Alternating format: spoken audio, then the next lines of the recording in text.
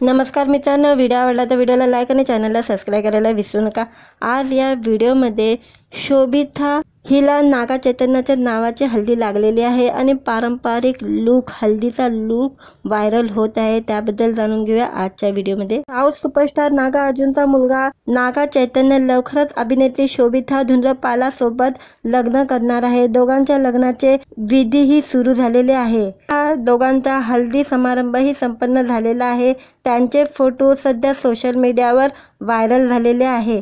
नागा चैतन्य आणि शोभिता धुंद्रपाला यांचा हल्दी समारंभ त्यांच्या कुटुंबीय आणि जवळच्या मित्रांच्या उपस्थितीत पार पडलेला आहे। हल्दी समारंभात या दोघांनीही पारंपरिक लुक केलेले होते। शोभिताने तिच्या हल्दी समारंभासाठी आणि मंगलस्थानम विधीसाठी 2 पोशाख परिधान केले होते। शोभिताने हल्दीसाठी तिने पिवळ्या रंगाची सुंदर साडी नेसली होती, तसेच साडीला साजेशी सोन्याचे दागिनेही तिने घातले होते। फोटोमध्ये ती हल्दीच्या रंगात रंगलेली दिसली आहे। हल्दी समारंभात शोभिता हात जोडून खुर्चीवर बसली आहे आणि तिच्या कुटुंबीय अभिनेत्रीवर पाणी ओतताना दिसत आहे। हल्दी समारंभ पूर्ण झाल्यानंतर पुढील विधीसाठी शोभिताने लाल रंगाची साडी नेसलेली आहे।